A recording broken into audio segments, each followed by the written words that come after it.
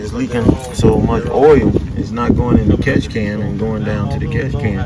It's all leaking down here on top of this. I don't know. I guess it's the ECM type body right behind the throttle body. So, and then the problem is I can't get this to class.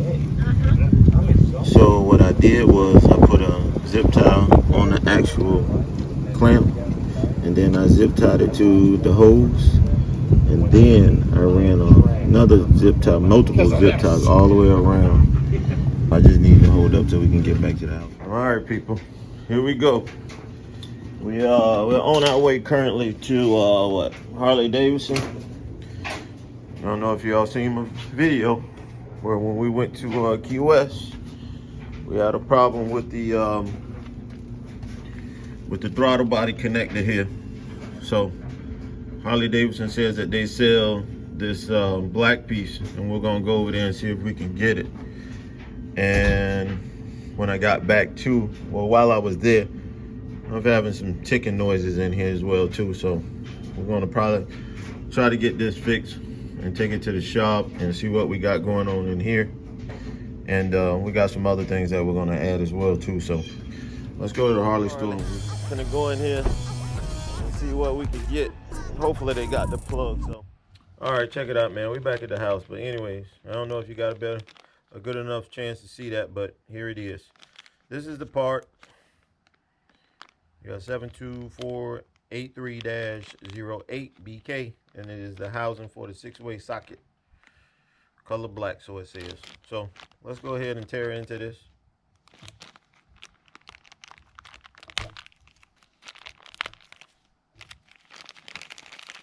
Go ahead and tear into it. So the best part about this is figuring out how to get this in, which I figure is going to be fairly easy, which I'm hoping. So we shall see. So give me time to figure this out, and then I'll come back and I'll show you how to figure it out. All right, here we go, man. I got these out, hoping that this is going to go well. So we shall see. Let me go ahead and cut off what kept us on there before. Pull that all out. And then route it in between there. We cut this off. Cut that off. And then we'll pull this out. All right, that's that. And then we cut this one. And that's that. Well, hold on, I got one more after that. So you can see what I did.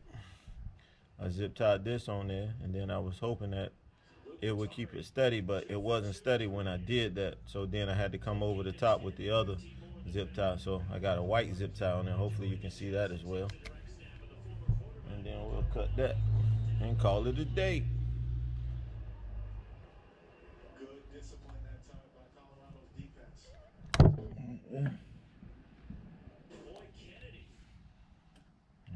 Somebody want to be a little difficult, huh?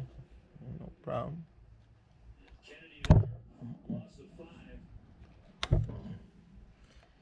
That'll either I need some more tweezers because they're dull or something going on here. All right, take 700. Oh my gosh. I don't know, when stuff like this happens, it seems like something about to go wrong. You tell me.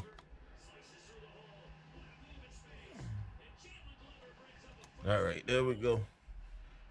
There we go. We all clear. All right, now, hopefully you can see this. Watch this. Watch how easy. Look, it won't even clamp in. When I push in like that, it should clamp in, but it doesn't. So, what we're going to do is we're going to take this off. And then I was in here earlier, and I don't know if you can see it. Let me turn on my light on my head. 2, 3, right there. Hopefully you can see that. But back up in there, right here, this is the actual cord. So I'm gonna try to pull this out. Let's see if I can pull this out. Let's stuff this back in and under. Stuff it back in and under. And I can see at the top that it's kind of binding up. So we'll do what we gotta do. I can't get the camera here any closer, so You're just gonna have to bear with me. I want y'all to be a part of this so you can resolve this when it becomes your problem. So just hang tight. Give me some time. Give me some time.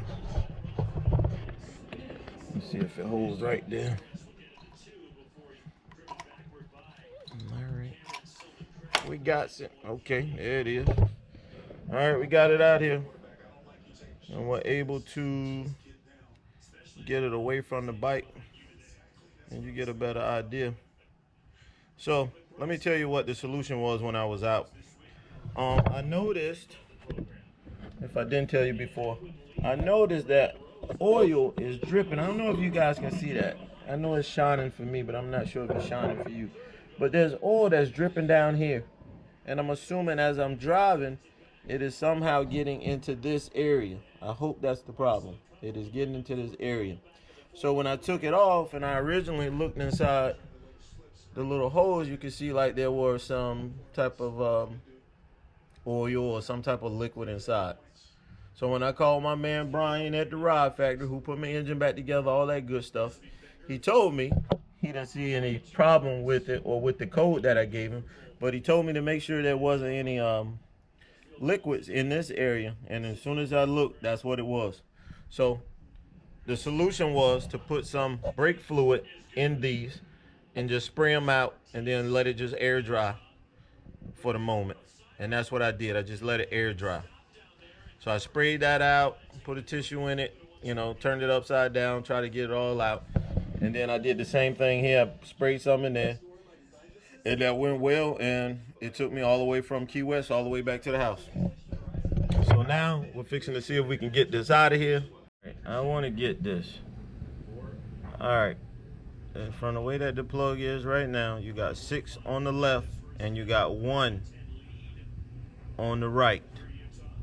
So let's go from left to right. You got brown purple. You've got brown orange. You've got brown red.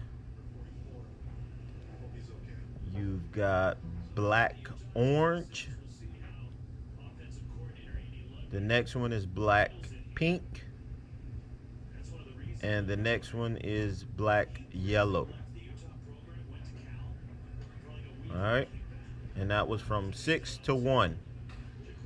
6 purple, 5 orange, 4 red, 3 orange, 2 pink, 1 yellow. All right. And that's from this side. All right, let's get it. Let's do an overview real quick. You're going to take your pick and put it in here, and somehow you're going to finagle it so that these little side pieces right here, you're pushing them out. So go through the window and try to get under this little white thing and pull it out. Once you get it to pop up, you're going to have to pry it up just a little bit, and it's going to be kind of cockeyed on this side. And use your thumb to hold it in once it's inside this black thing here. And then you're going to finagle the other side and pop it up. And once you get it up from that lock position, then you're going to take the back of the pick and pull it up, and it should come out. So let me see if I can just set it in there. So from that point, you're going to get it up higher. Just finagle it, pop it up, and then take your pick on the back side and then pull it out of the tray. And that's how you're going to do that. Let me see. Put you up a little higher. All right, what I did to get it out, I had a small screwdriver. And I'll try my best to get in there. But any hoot, there are little prongs in here. And you're going to, let's say this is the prong right here. Let's say that's the prong. There's a little prong right on the top of each of these, and you're going to push that prong up as such. And then, obviously, use your bottom hand to finagle the wire. So you're going to pull it up. You're going to pull it up. Oh, I keep hitting the camera. You're going to pull up on that and then pull the wire out. I'm not going to do that, but that's what I'm telling you. I take the blame. This is the problem. I take the blame. Forget what I said about Rod Factory. Here we go. All right. In order for you to get the catch can, you gotta cut into the housing of the air cleaner. When I did that, I cut it incorrectly. Instead of it making it come out like this at an angle, like a 45, I cut it straight, like a 90. And that's protruding into the ECM controller down here. So what I'm assuming is I've been having a lot of residual just spraying over this area. And I don't think that this is buttoned up correctly. So it's causing me to get oil down here and oil in places that I'm not supposed to be getting oil. And that's been happening, I would say, somewhat since I had the bike. So what I'm fixing to do is take all this off. By the time you see it again, I'll have all that stuff taken off. So we got to start all over again and do what we got to do to make sure she runs correctly.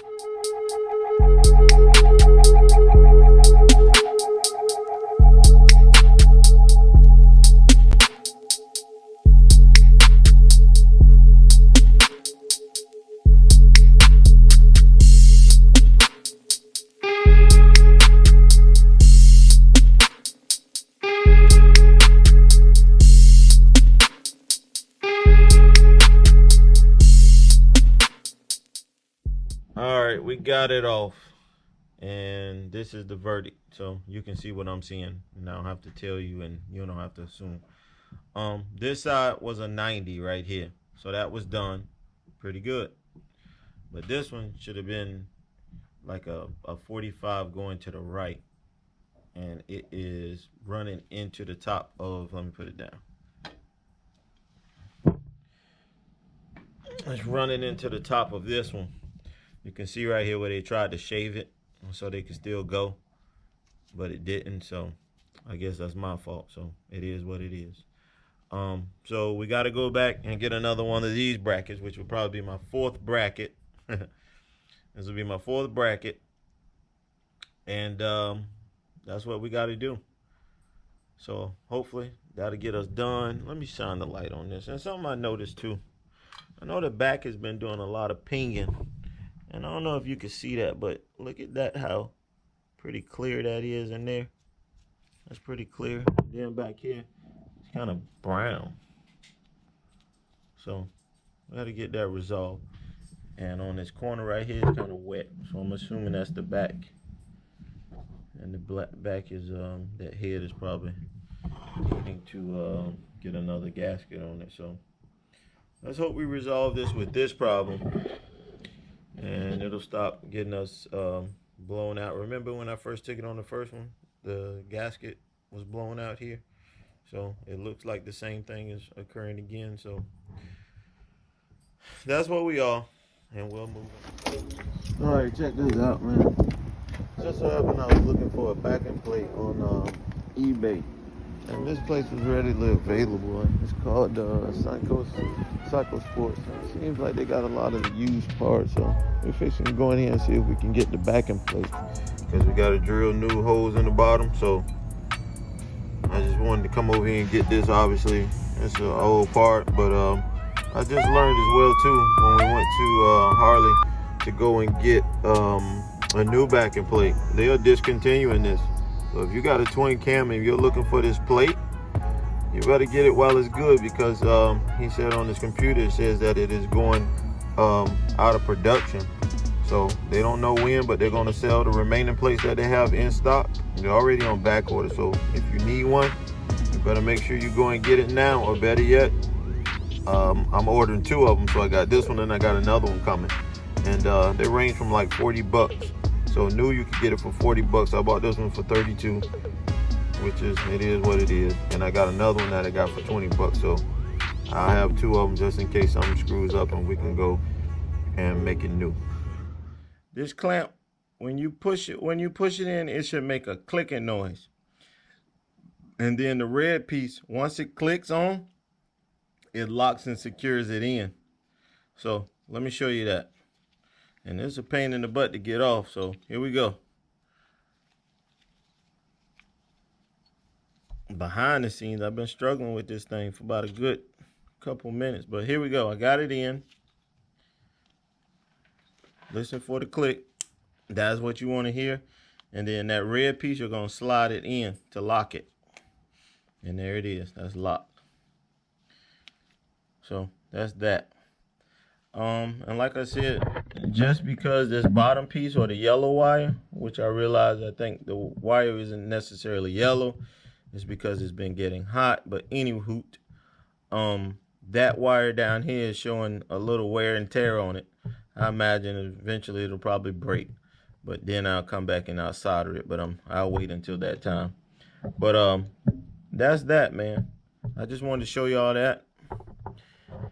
And like I said, that's how you put it in, and it's rather easy, man. So if you feel like your clamp is broken, don't even worry about it. Don't even let it phase you. It's cake. Just make sure you get it off. You can put it in, do what you got to do, and go about your business. So that's that.